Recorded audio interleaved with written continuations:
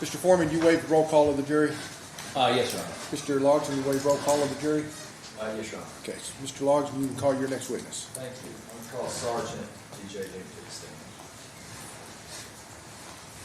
Officer. You swear affirm the testimony you're to give in this matter will be the truth, the whole truth, and nothing but the truth. Yes, Your Honor. Thank you. You may be seated. Once you get seated, you may ask.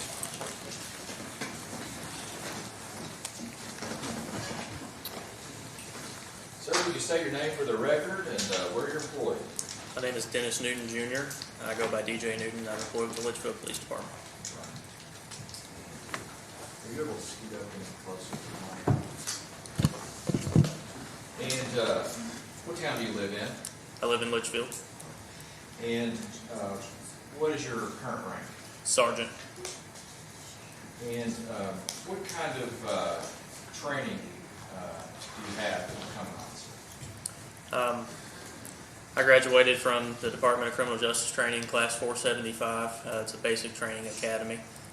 Consists of all things to become a law enforcement officer. Certainly the law. Then you've got driving, fighting, shooting. That's kind of the rhetoric people put it under.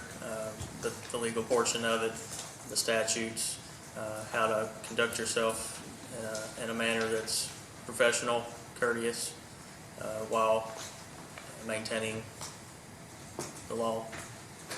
And have you been trained in standardized field sobriety tests? Yes, sir. Did that occur at basic training or sometime else? Basic training. And why did you choose to become a police officer? I originally wanted to be a game warden. I have a passion for hunting and fishing, and I think society without law and order would be chaos. That was my dream.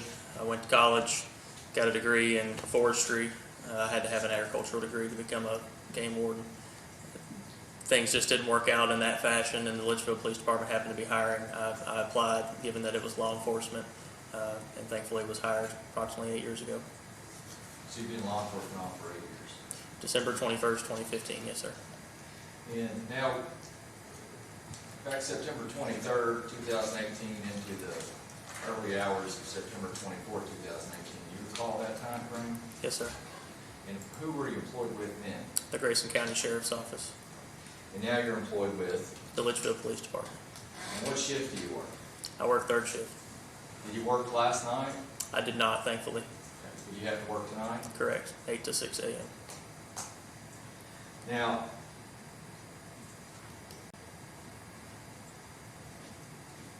you said that you recalled that time frame. Did you answer a call concerning a driver slumped over that night? Yes, sir. And where did you respond to investigate? Center Court Convenience Store. So, Center Court is a convenience store. Does it have gas as well? Correct. And where is that located? It's located around the 1400 block of Brandenburg Road. Is Brandenburg Road also known as Main Street? Some maps show it as North Main Street, yes. And you said is that in Leitchfield? Correct. And Leitchfield is in what county? Grayson County. Now, is Center Court still an operating business to your knowledge? Yes, sir. And what's behind Center Court? There is apartments directly behind Center Court, actually in the same parking lot.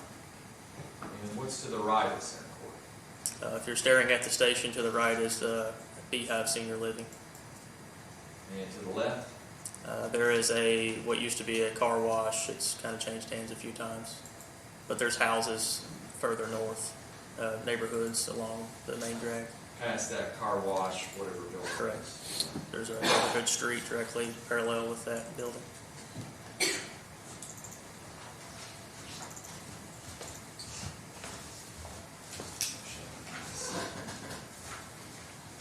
Our coach witness. Yes. No objection, Your Honor. I want to show you a photograph. Do you recognize that? Yes, sir. And what is that? That is Center Court gas station. Now,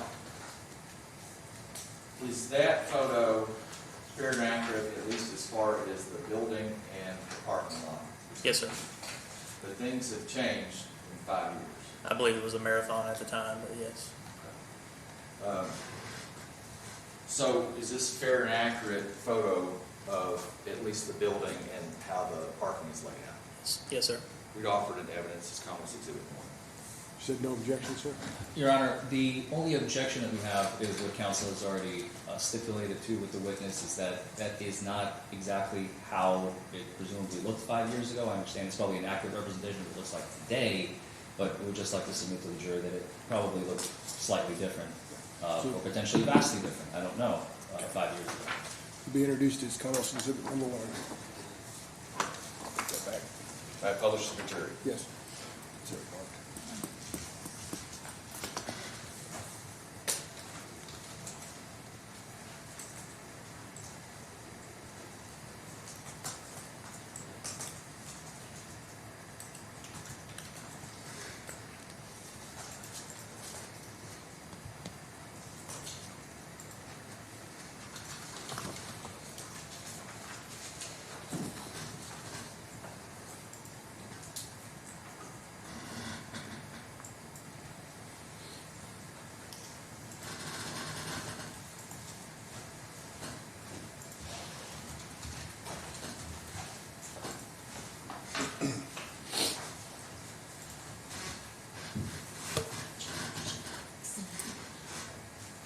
Now, when you had arrived out there at Center Court on that night, did you, as a sheriff's deputy, you were wearing a body camera?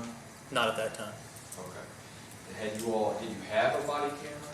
We had had a trial period that had actually ended the month prior at the sheriff's office, but we did not have body cameras at that time. Okay. So the trial, were you part of that trial? I was. Okay. And so then after, so a month before they took it away? Or? Correct. It was a year-long period.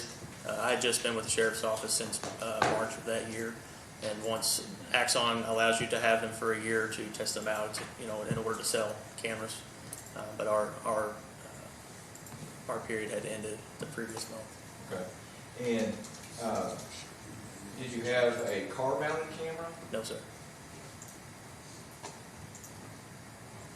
Do you now? With Leitchfield Police Department? Car-mounted, no. Body camera, yes. And so what's the first thing you did when you arrived? I observed a green and colored Ford F-250 pickup truck, made contact with the vehicle. Given the call, it could have been, a welfare check. It could have been someone asleep. It could have been someone passed out, overdosing, etc. Okay. And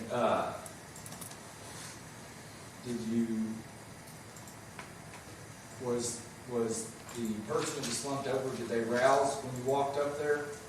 Not immediately. Okay. And so what did you do to rouse them? I don't recall exactly. I'm sure the vehicle was running, and it's a diesel, so it was rather loud. I presumably pecked on the door or the window and maybe made some commands in order to attempt to wake the subject.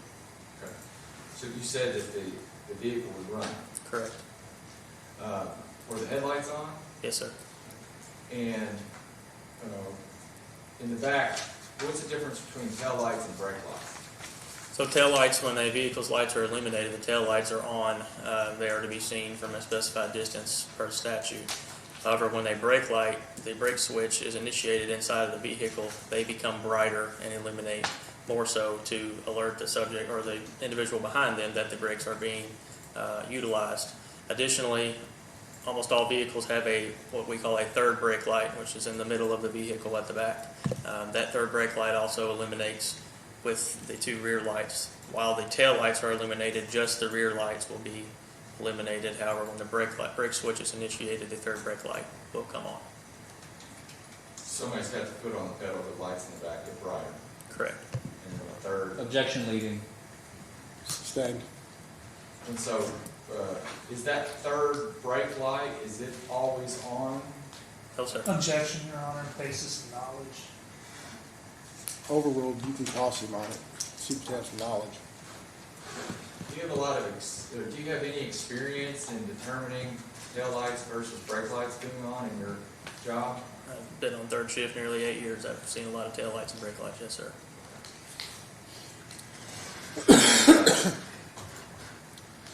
So, Was the third brake light on when you approached? Yes, sir. Objection, Your Honor, may we approach? Yes.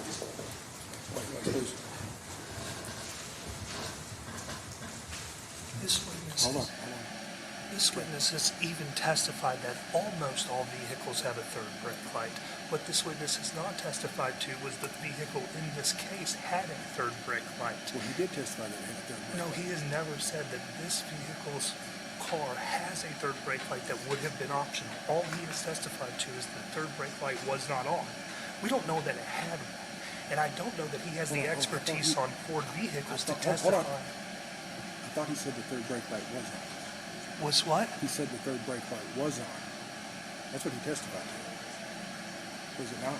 Is that what he's testifying to? That's the whole thing he testified to, yeah. Okay, then I misheard his testimony. I Okay. apologize. But you can go off white noise. Go ahead, Mr. Larson. Thank you.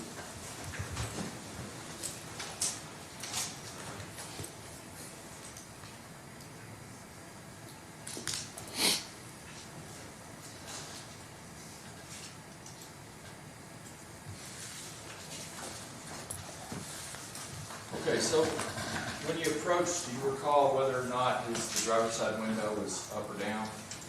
Upon my approach, I do not recall. And how did, first of all, do you recognize the driver in the courtroom today? Yes, sir. Seated to my right with his counsel. Okay, is he in the middle? Correct. Okay, just the record reflect that Sergeant Newton identified the defendant. Now, how did he respond? Originally, he didn't respond. When he did finally come to, he was rather lethargic in his movements. He was kind of looking around as if he was confused as to where he was or what was going on. And did you tell him to get out of the truck? I asked him out of the vehicle, yes. And did you have to open the door, or did he open the door? Originally, he tried to roll the window back up, and then he opened the door and stepped out of the vehicle. And when he opened the door, were you able to be in such a position to view where his feet were? Yes, sir. Okay. And where was his feet? I observed his foot on the brake pedal of the vehicle. In the truck that was running? Correct. And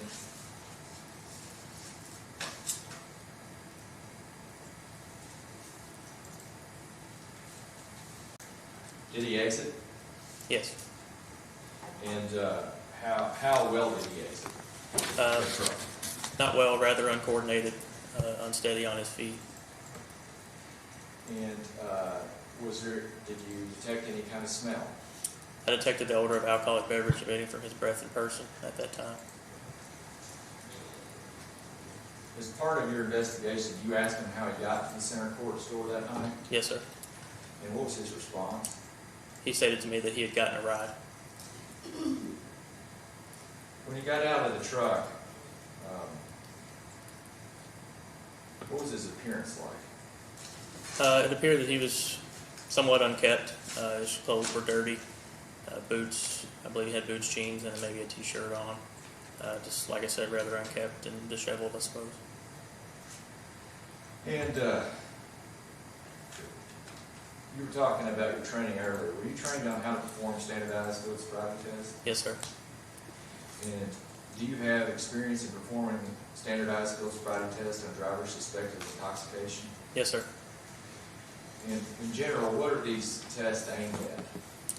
The field sobriety tests are what they call divided attention or psychophysical test, meaning you're asking someone to conduct certain movements while also thinking about maintaining a count or something along those lines. Two things at once. Multitasking. Based on your training experience, is it important that a driver be able to divide their attention appropriately? Absolutely. I would say that's likely the most divided attention task we conduct on a day-to-day basis. So these tests help you determine how well they can divide their attention in that step. Correct. And really, this test, the name test, is a misnomer, isn't Correct. It doesn't produce a pass or fail, correct? Absolutely. It's the totality of the circumstances. None of the field sobriety tests are a pass-fail. What, if anything, do you note, say, in your citation, or do you make note of during the performance of these tests? I make note of my observation of Mr. Allen upon my approach, how he exited the vehicle, and then during the test I observed for clues that were, according to the NHTSA manual, National Highway Traffic Safety Administration, those clues are observed for, and you keep tally of those to help you with your decision. Again, totality of the circumstances. It's not a certain number that has to be reached or along those lines. Clues of what? Clues of impairment.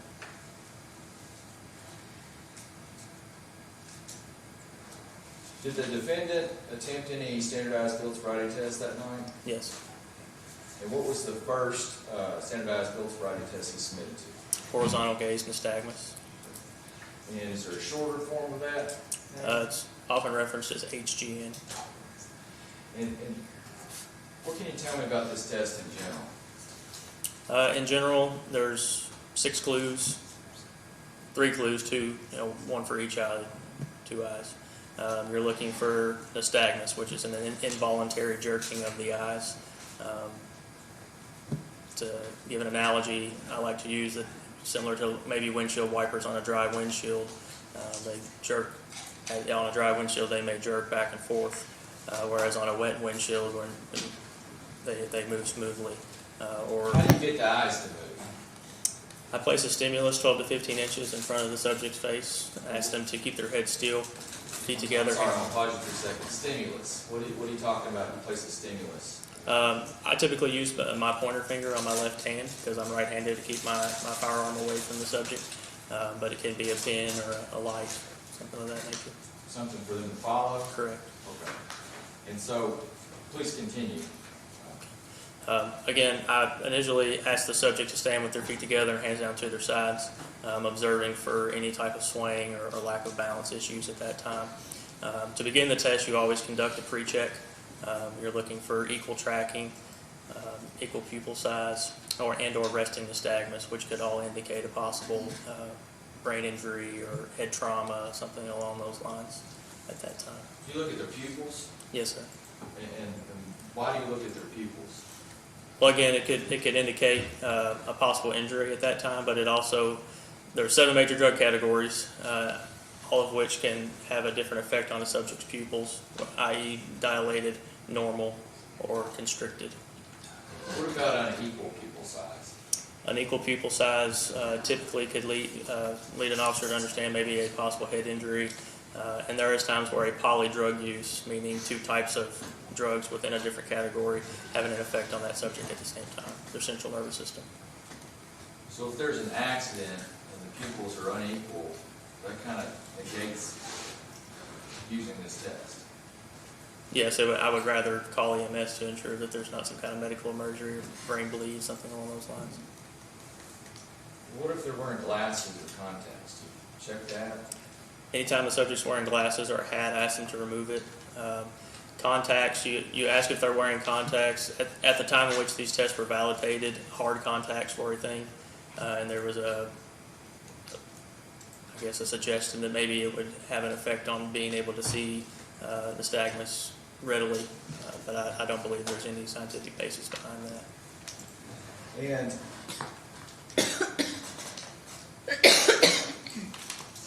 you keep using nystagmus, and I'm sorry. I just want to know, what does that mean? Nystagmus, by definition, as what I was trained, is the involuntary jerking of the eye. So along the path, you're looking for when it jerks. Correct. In different ways. Yeah, so these are your eyes, you're looking for nystagmus. On the initial pass, you're looking for equal tracking, but you're also looking for lack of smooth pursuit. Smooth pursuit being right to left, starting with the left eye. If you observe some nystagmus on a smooth pursuit, you'll be left to right, so on and so forth. Nystagmus will have a small jerking motion in the eye as they follow the stimulus along. And did you do pre-check on the defendant? Yes, sir. Okay. And how was his pupil size? Normal. And did you check to see if he was wearing glasses or contacts? He was not wearing glasses. I have notated in my report that he was not wearing contacts at the time. You noted in your report? Yes, sir. And so tell me about when you administer this test, and tell me how the defendant performed. So again, when I administer the test, I first ask the subject to stand with their feet together and their hands down to their sides. I instruct them, to follow the stimulus with their eyes only while keeping their head still. Obviously conducting the pre-checks. The first clue that I'm looking for is lack of smooth pursuit, again in both eyes. You are to check the left eye first. Once you begin the stimulus, to my right, that subject's left. I'm sorry, I'm asking specifically about this defendant, about his performance. Oh, I'm sorry. I observe lack of smooth pursuit and distinct and sustained nystagmus in both left and right eyes. You said lack of smooth pursuit Correct. in the left and right eye? Correct. And can you show us with your hands what that means? Again, as it's following the stimulus, the eyes would have a small jerking motion as the stimulus is being tracked back and forth. And the distinct and sustained nystagmus, is that the maximum deviation? Is that the same thing? Correct, maximum deviation. So the stimulus is taken out to the farthest point where there's no white left in the corner of the eye. You hold that stimulus there for at least a minimum of 4 seconds time. There is, at times, when they first get there, even someone who's possibly not under the influence will have a jerking because it'll stop. That's why you hold it for 4 seconds. At that 4 second mark, you'll start to see the involuntary jerking of the eye and nystagmus occurring. And how many possible clues are available in the HGN test? 6. And how many did the defendant show based on his performance of this test? 4. Outside those clues, how did he just perform in general on the test? Instructions had to be repeated several times, Mr. Allen. He moved his head after he was instructed not to while trying to follow the stimulus, and he was observed to sway while attempting to balance during the test. And let's move on. Did you perform, what's the next test you performed with him of the standardized field sobriety test? The next test I performed is not standardized field sobriety test. This is an A-RIDE, advanced roadside impaired driving enforcement test that I was trained on. Okay, let's go ahead and take a moment here for this. We talked about there's a difference between the standardized field sobriety test and then there's A-RIDE test. Correct. When were you trained on the A-RIDE test? I don't recall exactly, but it was in the year 2017. And what kind of test is the A-RIDE type test? So there's 2 tests that I was trained on, lack of convergence and the modified Romberg balance test. And do you recall having to take a test on standardized field sobriety test before you even got to take the A-RIDE class? Absolutely. If you do not conduct the test in an efficient manner, they actually send you home. So the standardized field sobriety tests are the base. Correct. These are added. Correct.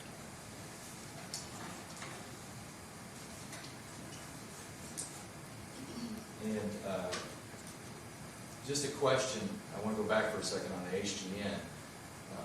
How's that test relevant to driving and impairment?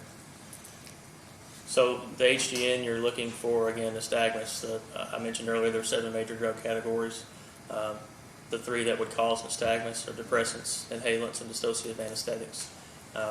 You're looking for possible impairment of possibly those 3 drug categories. Nystagmus is known to occur naturally at times, but again, that's why you go for the totality of the circumstances. You don't look at one test or a certain number of clues within an impairment investigation. And you do other tests? Absolutely. Okay. So, but you said depressants. Is alcohol a depressant? Yes, sir. Okay, so let's, with the A-RIDE test, what was the next test that you performed? Lack of convergence.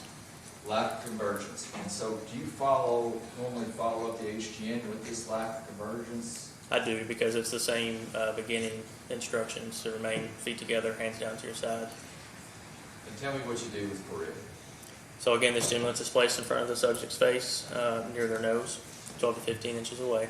I instruct the subject that I'm going to go around their head twice and come close to the nose, but I'm not going to touch their nose, and I advise them to try not to flinch. They're focusing on the stimulus as it goes around the head in a counterclockwise motion. You converge on the nose, at which point you're looking for the convergence of the eyes. I guess for pictorial, maybe crossing of your eyes, but someone possibly under the influence of depressants, inhalants, dissociative anesthetics, or cannabis in this situation will have a lack of convergence, meaning one or both of the eyes will move in and converge on the stimulus, but then it will begin to float away as the stimulus gets closer to the nose. Did you discover anything as part of your investigation using this test? I observed Mr. Allen to have lack of convergence in his right eye. What was the next test you performed? The next test was the walk and turn test. And what is the walk and turn? Walk and turn is a standardized field sobriety test. There is 8 clues for the walk and turn test in total. There's actually 2, phases, I'll say, for the walk and turn test. There's the instruction stage where you're looking for 2 clues, and then there is the walking stage where you're looking for a total of 6 clues. And so, how do you instruct someone to perform the walk and turn test? I always start by asking if there's any medical ailments that may prevent them from conducting the test. Knees, back, ankles, something that would prevent them from doing it. Mr. Allen did indicate that he had had both of his knees replaced at the time, and I always advise them that I'm going to demonstrate the test, and if it's something they feel like they can conduct, that's totally on them. Again, these tests are voluntary. And did he, after that warning, did he agree to submit to the test? So I instructed the test, demonstrated the test for Mr. Allen, and he agreed to conduct the test, yes. Okay. And what was the first instruction as far as what he had to do to begin the test? So I asked them if there's not a line handy, like a parking line or something along those lines, I'll ask them to imagine a line in front of them, place their left foot on that line, put their right foot in front of their left in a heel-to-toe manner, and their hands down to their side. It's important to look at their feet, count out loud, maintain the heel-to-toe. Got to count out loud and do what? Look at their feet, count out loud, and maintain the heel-to-toe fashion while they're conducting the test. Okay, so they have to count as they step heel-to-toe. Correct. That's not a clue, but it is noted typically whether they do that, whether they count out loud as instructed. And, go ahead. If I could add, it's important once in that position, I instruct them to remain in that position until they're instructed otherwise and confirm that they understand what I have just asked them to do, which Mr. Allen did. And so, how many steps forward do they have to take heel-to-toe? They're instructed to take 9 heel-to-toe steps. And how many steps did Mr. Allen take? He took 14 up and 14 back. Did he count out loud like he's supposed to? He failed to count out loud.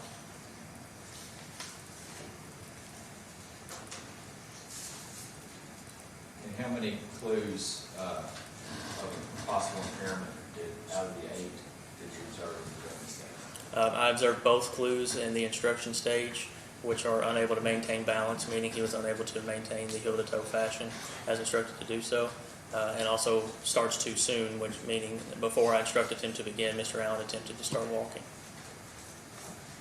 And what's a one-leg stand?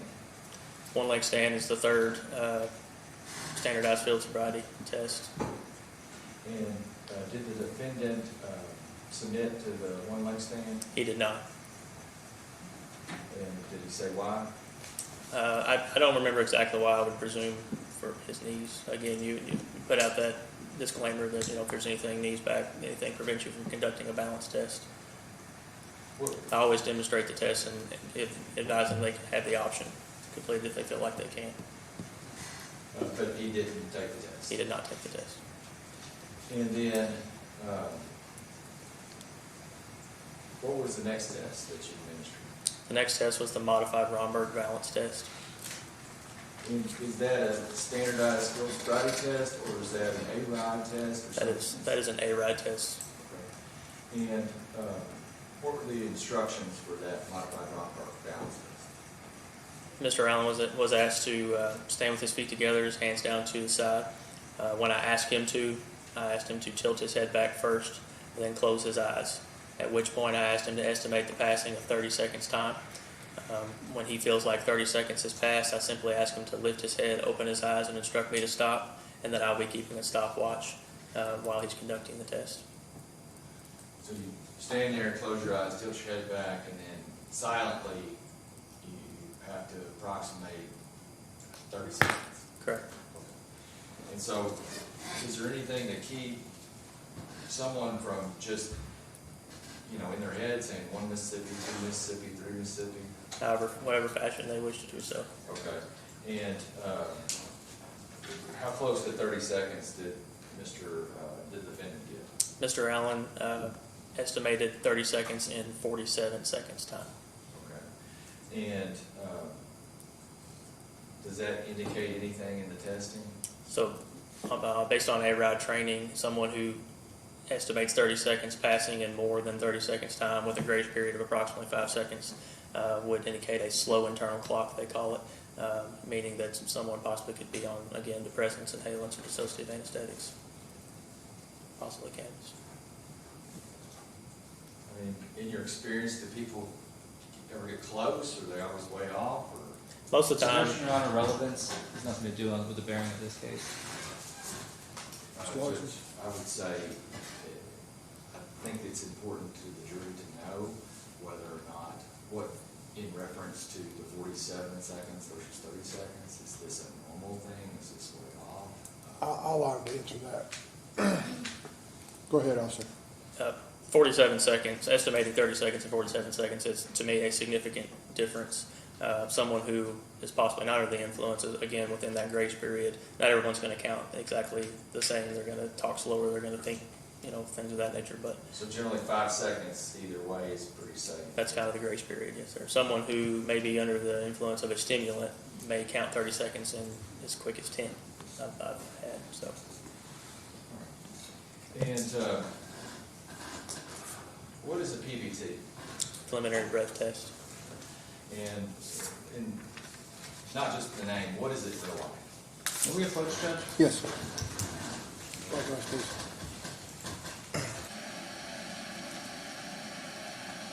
I just want to make sure that counsel is not eliciting testimony as to what the number was. Yeah, that's correct. I just want to make sure that. Okay, we're good. Thank you. Thank you, Your Honor. We can go off white noise.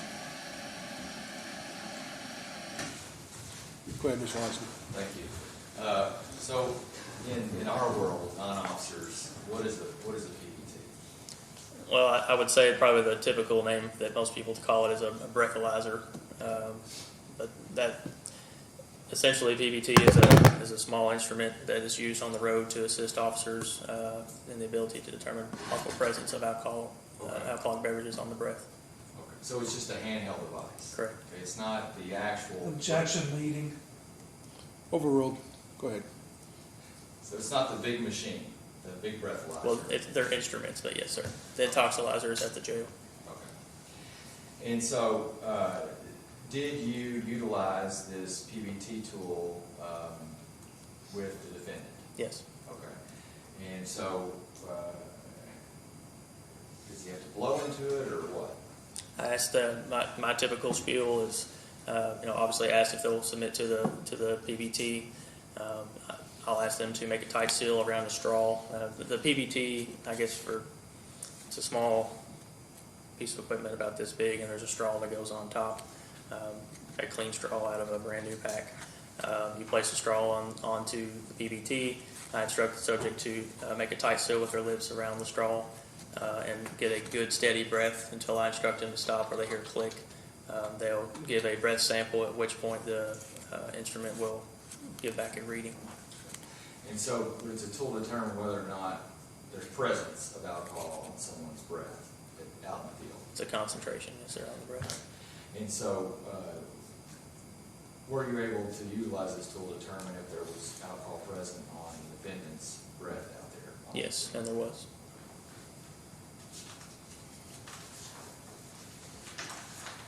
Did you perform any other tests out there at Center Court? No, sir. And then based on this testing, the performance of the testing and your investigation, what did you do? Well, I conferred with Ms. Clark, who the jury heard from earlier, the witness. She, again, advised me that she had observed the vehicle. Objection, Your Yeah, you can't testify as what Ms. Clark has said. Just advise what you did next. Just in general, what you do after you complete the test with the defendant? Well, I spoke with the caller to verify what had been Objection, stated. Your Honor. He's saying he spoke to the caller. He can say that. That's fine. Just don't go into what she told you. What'd you do after you spoke to the caller? Okay. Based on the totality of the evidence, on my observations, along with what was stated through dispatch, I determined that Mr. Allen was under the influence while in physical control of a vehicle. May we approach? What noise, please? That's 3 Hold on. times. Wait till he gets up here. Go ahead. That is 3 times, and he once again said, based on what I was told through dispatch, I would ask that the court instruct the jury to disregard that. Yeah, I think he can base what he did based on what somebody else told him. He just can't say what he was told. He's saying that the information I know what he's saying. I was heard his received, testimony. and that he then made an arrest based on that information. Yes. Overruled. You can go off noise. Go ahead, officer.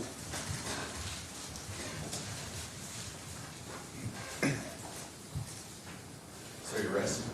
Sorry. You arrested him? Correct. I placed him in handcuffs, placed him under arrest, checked for tension and double locks, transported him to the hospital. Did you ever search the truck? Yes, When did you do that? on scene, After you arrested him or before you arrested after he was placed under arrest. him? And did you take any photographs of what you found? I did.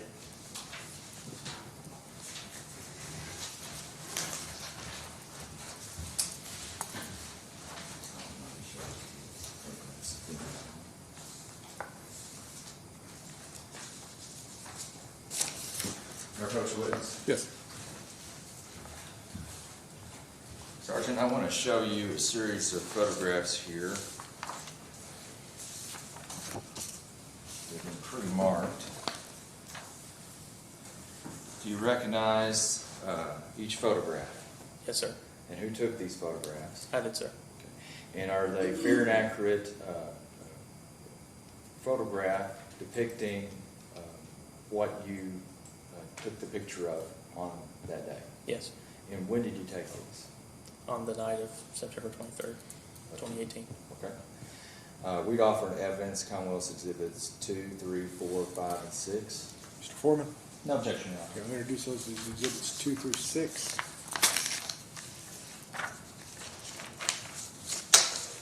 Let me ask you first about Exhibit 2. What does that photo depict? That is an empty 50 milliliter Fireball whiskey container. And where was it located at? I don't recall exactly where it was. It appears to be in a trash bag based Okay. on the photo. And let me ask you, did you find some empty bottles in the truck, or were they outside the truck? Both inside the passenger compartment of the vehicle and in the bed of the truck. And passenger vehicle, you talking about the passenger side, or are you talking about? Within the cabin of the vehicle, or Was this a 2-door or 4-door, if you recall? 4-door, I believe. And let me show you Exhibit 3. What is that photograph of? Again, an empty 50 milliliter Fireball whiskey shot among some other items. From inside the cab of the truck? Yes, sir. This one's a little blurry, but do you recognize that? Yeah, that's the bottom of a Fireball whiskey bottle, 50 milliliter. And then number 5, tell me about that photograph. Those are 2 empty 50 milliliter Fireball whiskey bottles appears to be in the bed of the truck.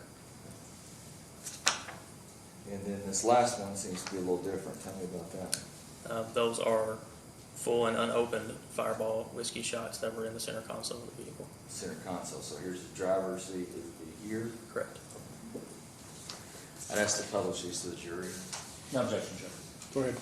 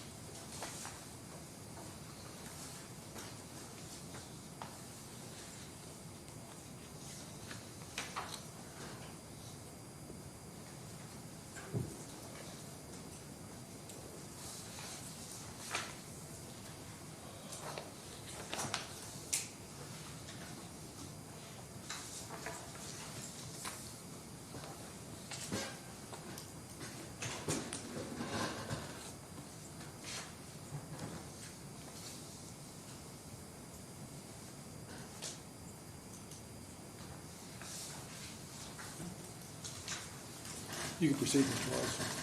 Thank you.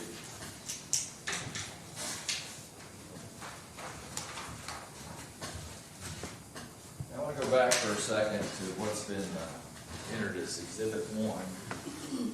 The picture of center court here. From this photograph, can you point out to the jury where the defendant's truck was parked when you got there on scene?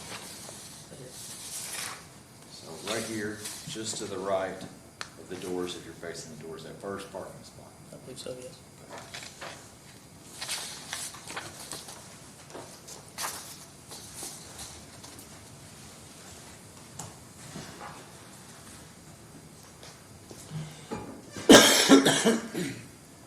Once you placed the defendant under arrest, where did you take him Twin Lakes Medical Center.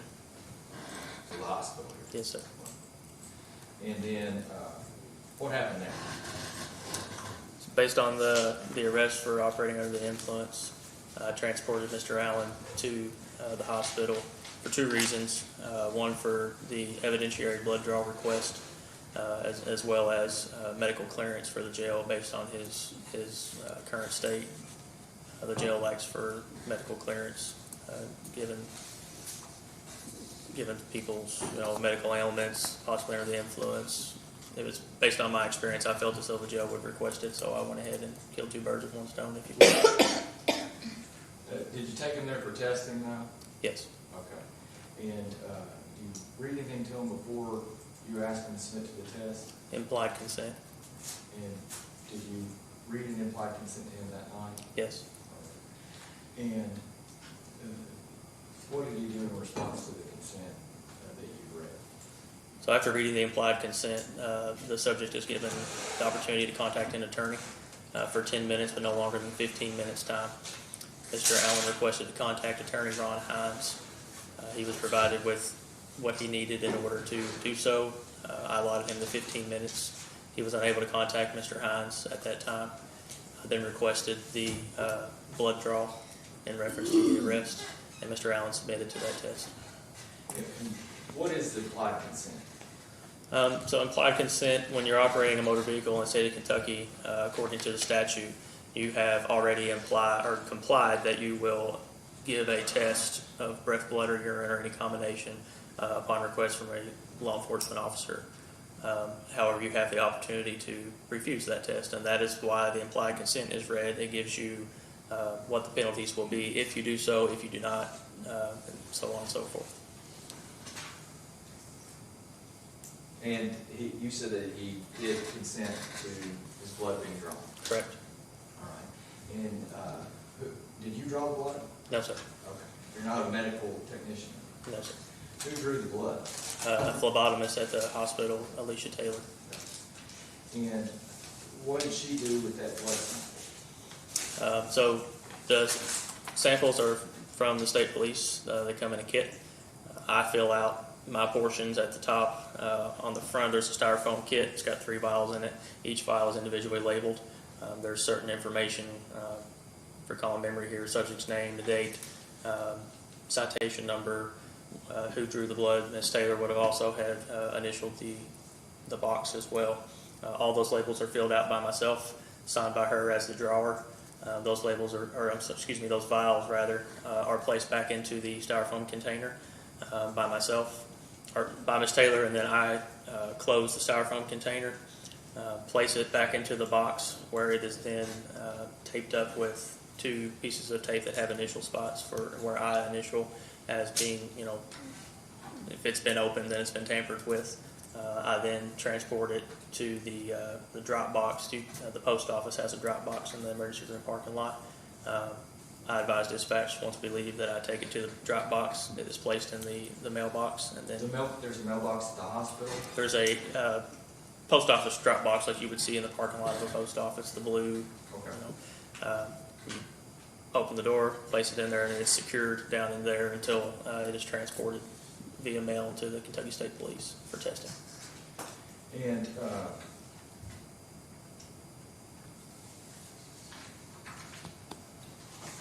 out there on the scene on September 23rd and the 24th, did Did the defendant ever tell you that his truck was broken down? Not to my knowledge. And did he ever tell you that he started drinking after he got there? No, sir. And did he ever tell you how long he was there before you arrived? No, sir. Did anybody show up to get him? Or No, sir. did you speak to anybody on the phone that was looking to pick him up? No, sir. That's the witness. Mr. Forman? Mr. Logsdon? Thank you, Your Honor. Oh, If we may have, come on. sorry. White noise, please. It's your decision if you want to break for lunch now or if you... I was literally about to suggest that, Excuse me? to break for lunch, Your Honor, so I don't want to keep the jurors hungry, Okay. because I don't know how long my cross We're is okay going with to go. breaking for lunch right now? Yes, sir. Okay, thank you. Goodbye. Just, You go for it. the only thing, Oh, Mr. what? Logsdon, the only thing I would ask is that there be no communication between counsel and the police officer during the lunch Well, break he knows. about the case. I mean, I understand you can No, talk I got you. politics and whatnot, Okay, but we can go off what noise. I won't even talk. I just want it on the record, that's all. No, I got you. Okay, Sorry. we can go off what noise. Okay, so ladies and gentlemen of the jury, we're gonna take a break for lunch. So everybody can get their fill. I'm gonna ask to be back here at 10 after 1, so we can get properly started at 10 after 1 and get back to the trial, okay? Remember, if you want to bring something in to drink with you, feel free. That's perfectly okay. I'm gonna remind you that while you're on this break, you should, let me find my notes here. It is your duty while you are at lunch not to permit anyone to speak to you about the case or communicate with you on any subject related to the trial. Any attempts to do so should be immediately reported to you, to either myself or one of the deputies. You should also not converse among yourselves on any subject connected to the trial, nor form or express an opinion thereon until the case is finally submitted to you. So if you want to go to lunch together, you can, just don't talk about the case. Don't form an opinion on it yet because you haven't heard all the evidence. Further admonish the parties and counsel not to discuss the case anywhere a juror may hear you. So if you're out at lunch somewhere, don't discuss it because the juror may be there. Okay? Everybody be back here at 10 after 1.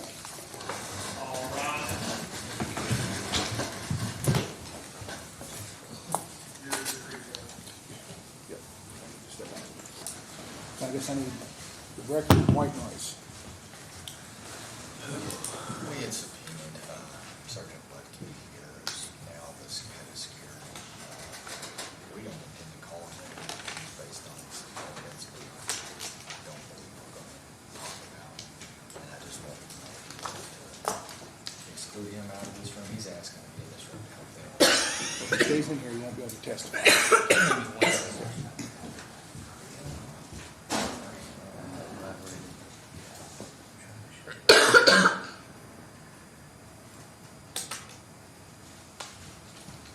I'm sorry. He said Sergeant Bledke. I had subpoenaed him. What's his role in this whole case? He's the evidence sergeant. Deals with this. Before I dismiss that charge, we're going to talk about it. And so, I don't want to call him. I don't say no. So we want to call him. He's going to because he's going to get back in and help him. He's going to go back in to help who? Here. Oh, with the bailiff. Bailiffs. He's the Oh, okay. So the only purpose you were going to call him today is for him to testify about the charge you were dismissed. I don't know if I'll If let he him stays in go. here, he won't be able to testify. So as long as you're not going to call him, I'm not going to call him. So he's free to stay in. Okay, thank you. You can go off of white noise. Okay, we're back on the record in 18M532. Mr. Foreman, do you waive the roll call of the jury? Yes, Your Honor. Mr. Logsdon, you waive the roll call? Yes, sir. Officer Newton, I believe you're still on the stand and you are still under oath. Mr. Foreman, he is free for your cross-examination. Thank you, Your Honor.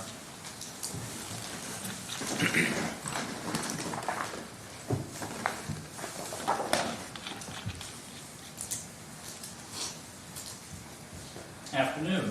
Afternoon, sir.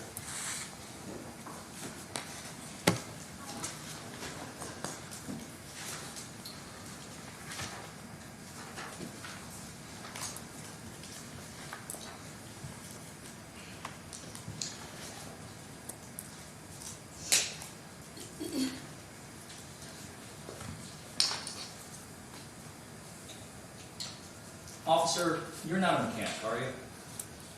Not the trade. You indicated an interest in forestry, but you did not testify, or at least I didn't hear any testimony, about your expertise in cars or trucks, correct? I work on my own vehicles, but correct. And you don't have any particular expertise on the brake light mechanical system of a 2005 Ford F-250, correct? I have a working knowledge, not a general expertise, no. Thank you. Let's talk about the events that transpired on September 23rd, 2018. Okay? Yes, sir. You testified that you were working third shift that night, correct? At that time, I may have been working like 3 to 3, but late in the evening, yes. Late in the evening. And a call came in for you to come to the gas station's Center Court convenience store, correct? It was actually a call to the city units, but I was in the area, and they were on other calls, so I responded. And you responded to it, Correct. basically is what I'm asking, right? Yes. Okay. What time do you arrive? If I'm not mistaken, the call was at 23:11. I think my arrival time was a couple minutes after that. So military time, 23:11, call comes in, a couple of minutes later, that would be 11:13 p.m. non-military time. PM, yes, correct.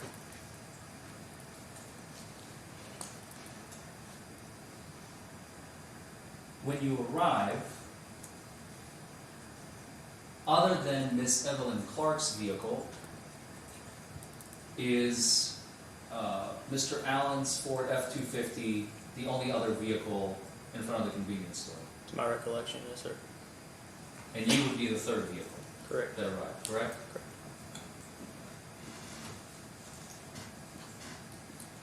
You testified that about a month prior, you did have a body camera. Correct. But on September 23rd, you did not have a body camera. Correct. And it is not up to you, it is up to your department. Correct.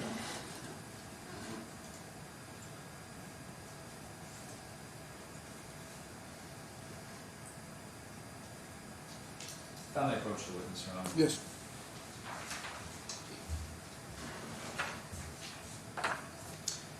What I'm showing you has been entered as Commonwealth's Exhibit A. What is this a photo of again? Center Court gas station convenience store. That's the same convenience store gas station that Mr. Allen was stopped on, correct? Correct. Could you tell the ladies and gentlemen of the jury what are those little black dots at the top of the convenience store? Are those cameras? It could be. It They could be. could be. You don't know for sure. I'm looking at it, I mean, it's a possibility. Those look like black dots. Did you ever ask Ms. Clark to produce any video footage for you? No, sir.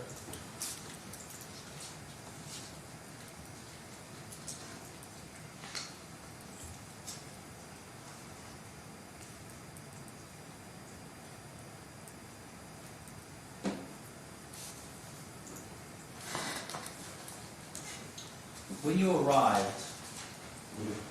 Mr. Allen's vehicle was parked in front of the convenience store, right?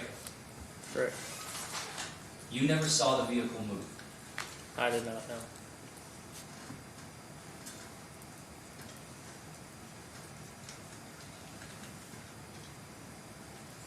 You also testified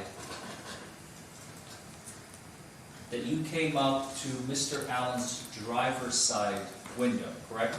Correct. The 2005 Ford F-250 sits pretty high, doesn't it? Correct.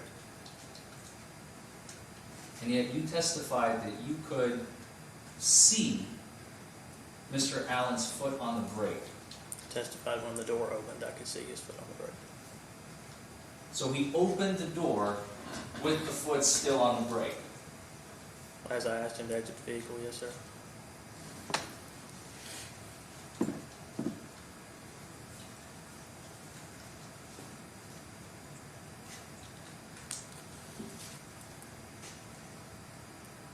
In this case, after you arrived, there were several other officers, and I believe one was also a deputy. I apologize, 2 of them were deputies and another officer, so at the time you're still a deputy. That also arrived on scene, correct? Yes, sir. And they are Deputy Dylan Bond, Former, yes, sir. former, I apologize. I'm speaking as if it's September 23rd, 2018 for purposes of the record. Okay. So please correct me if I get it wrong, but I'm just making sure that the record is correct, okay? So at the time, Deputy Dylan Bond arrived on scene, correct? Mhm. Yes? Yes. Deputy Ranch Irby? Rance Huber.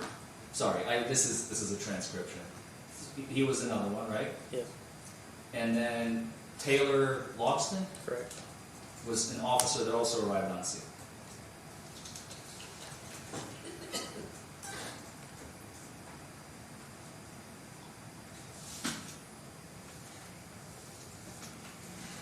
In addition to your uniform citation, you completed what's known as a KYIDRS report narrative. It's a case report, yes, sir. You sometimes complete those just to give a fuller picture of the case because you don't have as much space on the citation, right? Yes, sir. Allows you to give a much more detailed report of what happened, right? Yes, sir. Do you recall filling one out in this case? I do.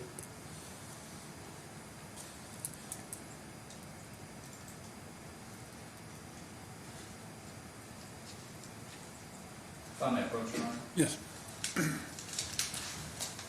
If you could read to us in the investigation portion, Just read that first few words on the first sentence, please.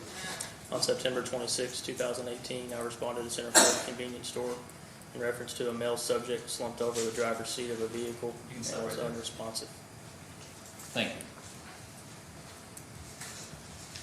you. You wrote September 26th, 2018, correct? I did. Yet the incident happened on September 23rd. If you look on the first page, it is correct on there. It was a clerical error in the narrative. I'm sorry? The first page of the case report Yes. that you have a copy of. On the very first page, there's an incident date and time. Oh, yes. That's not what I'm asking you about. I'm asking you about what you wrote in your own words Yes, sir. under investigation. Sure, clerical error. You wrote on September 26th. I did. Okay. That's my only question.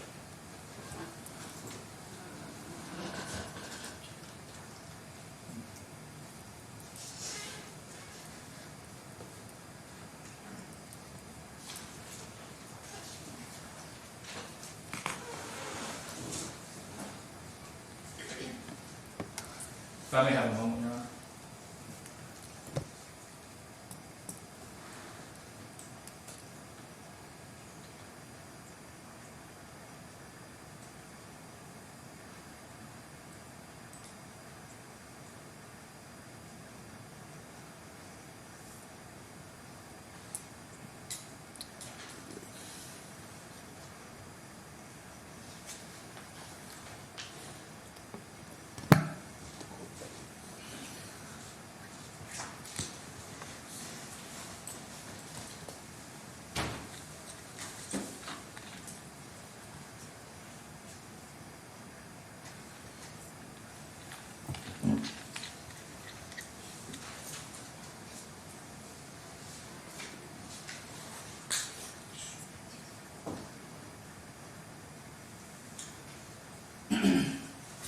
You also testified, and I believe the Commonwealth has already introduced those exhibits into evidence.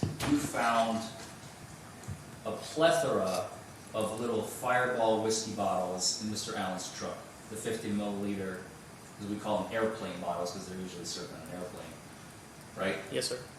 Some were empty, Yes, sir. some were full. Correct. You took photos of that evidence and it's been submitted to the jury. Correct.